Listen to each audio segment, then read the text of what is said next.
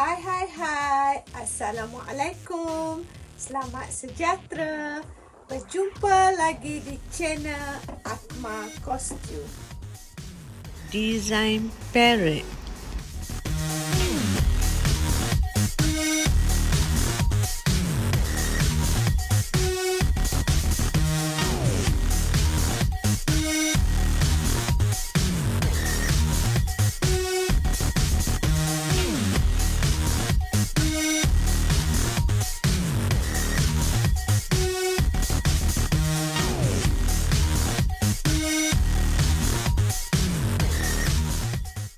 Basic headgear parrot.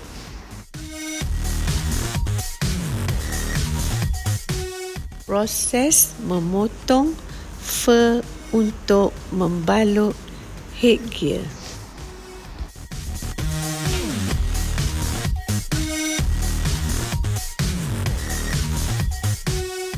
Headgear dilekatkan dengan fur.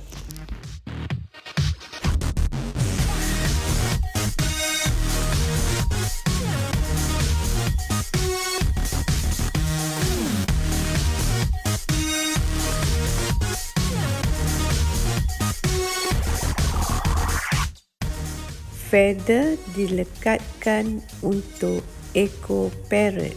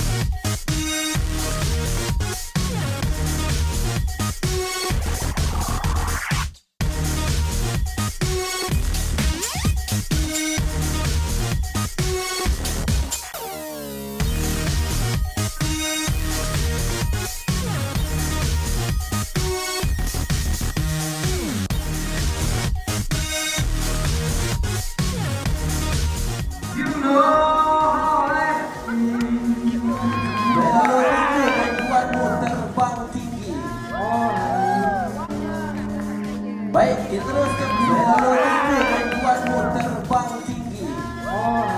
Diteruskan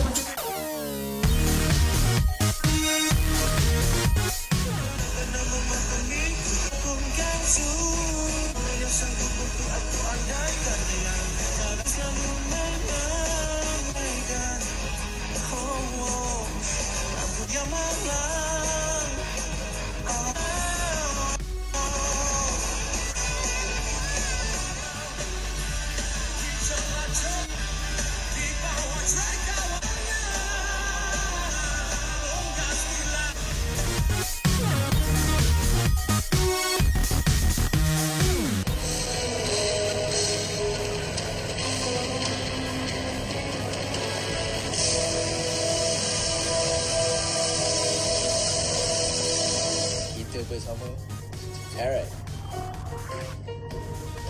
Saya nak pipat dalam ni pasal saya rasa satu benda yang lain. Untuk ni kamu tak tahu siapa belakang topeng ni. Dalam topeng dia tu. Terima kasih kerana menonton. Jangan lupa like, komen, subscribe dan share.